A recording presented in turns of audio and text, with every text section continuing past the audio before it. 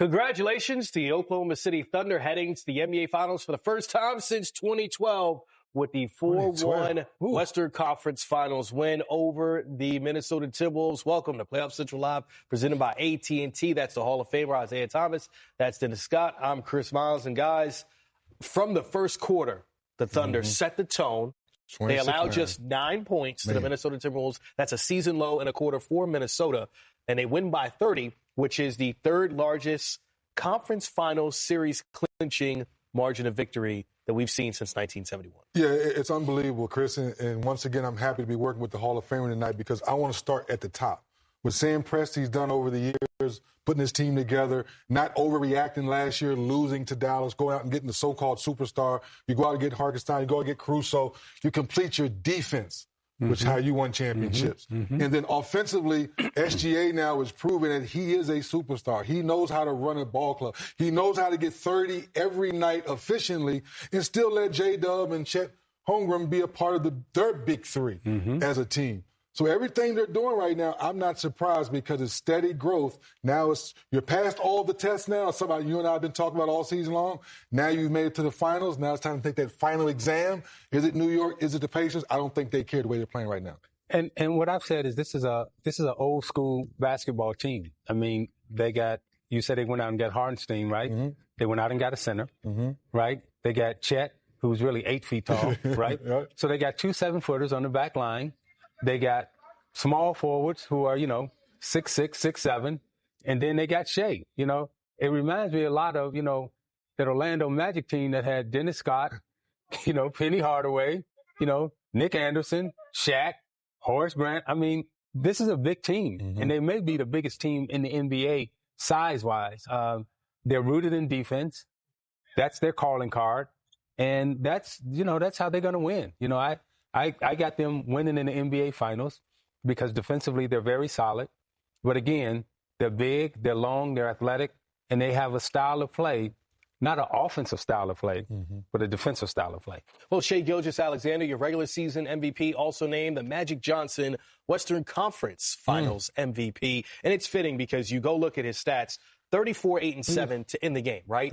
But go back and look at that first quarter. He accounted for 24 of their 26 points, 12 points, 5 assists in that first quarter, Zeke, he outscored Minnesota with just his scoring. He outscored Minnesota with just his assists. Yes, he did. And again, we always talk about the scoring, what he did, but acknowledging the 9 points, that they helped, Minnesota too. I mean, that's the deal. And of course, 26 points in the first quarter. That's an average first quarter. That's not a first quarter that we would say, oh, wow, they got 40 in the first quarter. They only got 26. But defensively, they helped Minnesota to 9. So what that says to me is offensively, Minnesota made no adjustments. They came in with the same game plan, and they sent Edwards right into the teeth of the defense. They made him a jump shooter. They didn't change anything offensively, and OKC was like, okay, well, we've seen this before. We've seen it the last game. We've seen it the game before. No adjustments offensively. So that's why you're looking at a 9-point first quarter. Yeah, Anthony Edwards had 6 of those 9 points. We saw back-to-back buckets, attack in the basket, but just 9 points. Again, a season low for those Minnesota Timberwolves in any quarter. Here's their head coach, Chris Finch, after being eliminated 4-1 for second consecutive year in the Western Conference Finals.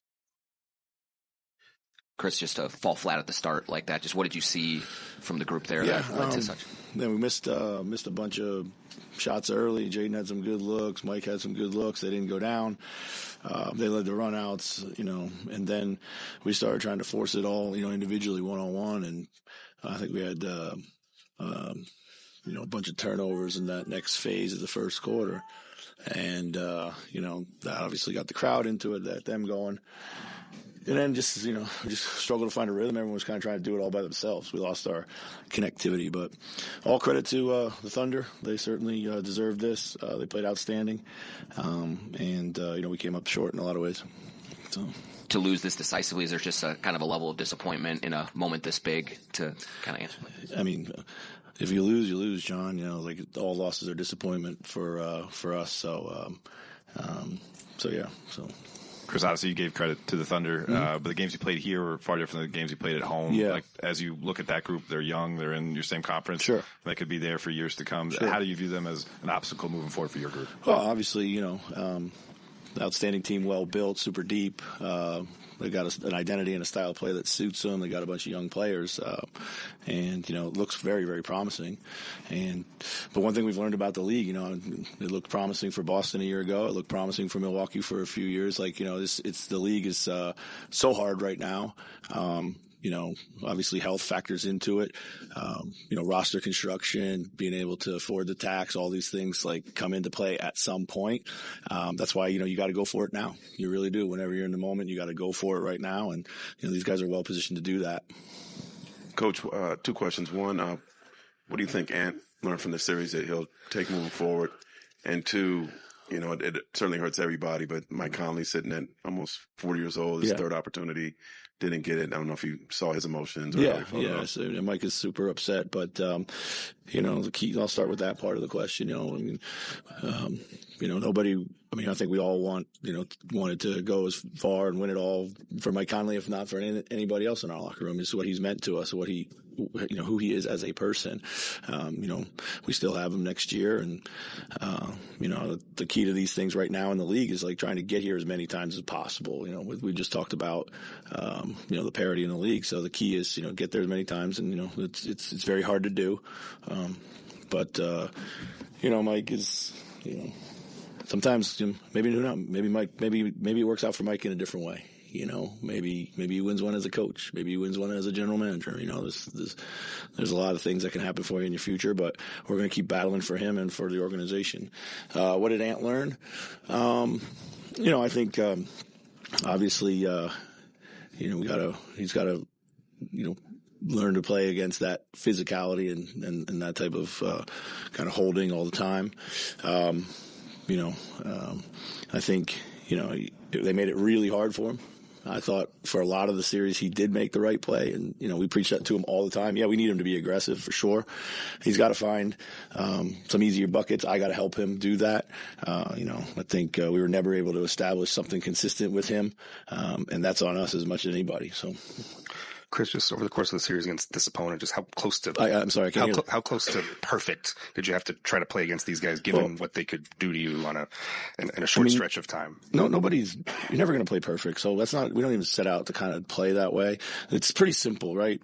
They've beaten us more than we've beaten them this season, but every single time they've beaten us, we've had 18 to 20 plus turnovers. Every time we've beaten them, we've had 10 to 12. It starts there, and that gives you a chance. That gives you the best chance. And again, we turned it over at 21 times tonight. So, what did you just see in terms of the turnovers? I know you thought that it was sometimes in the Golden State series more of a product of losing focus late in games, but they were high turnover performances, and so were these. Why do you think that kind of reared its head? Yeah, we just we didn't reverse the ball well enough. There was a crowd on one side of the floor, and when we would throw the ball away from the crowd, we'd come right back into the crowd.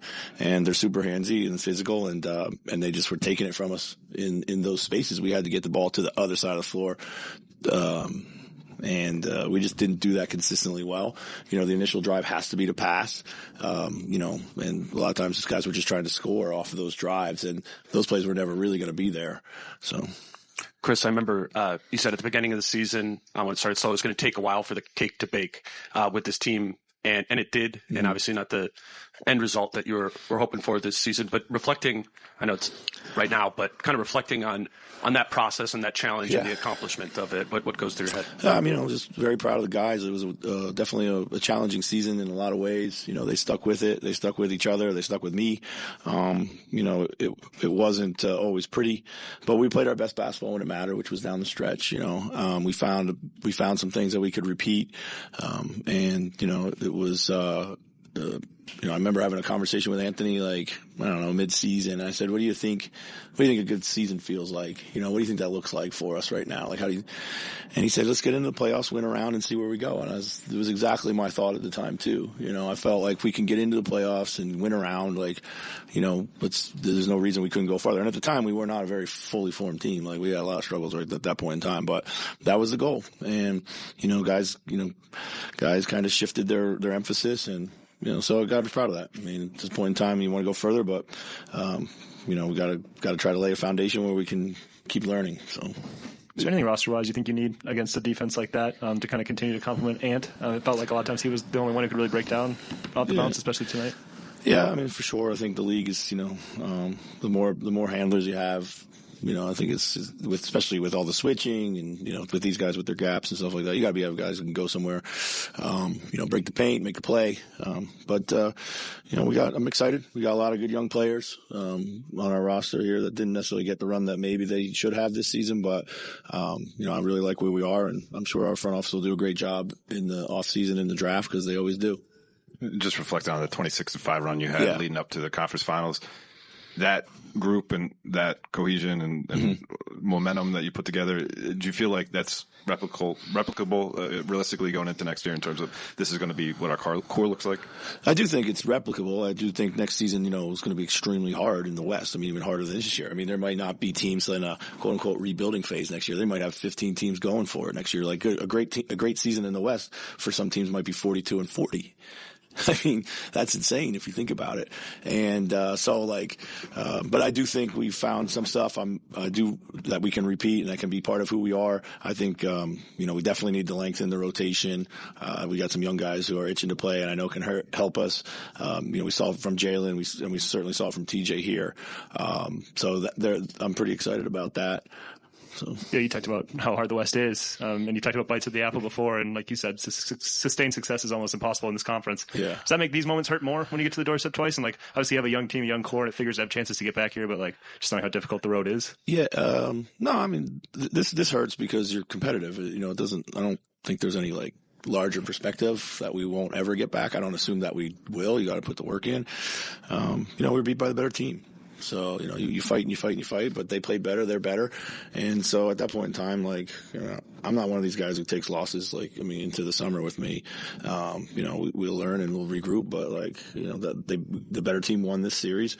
And, I'm proud of our guys and our organization for getting here. So, Chris, Rudy, during the regular season, maybe not, you're probably in the play-in or below that without the production and consistency that he gave you during the regular season. It was a little bit shorter minutes and stuff in the postseason.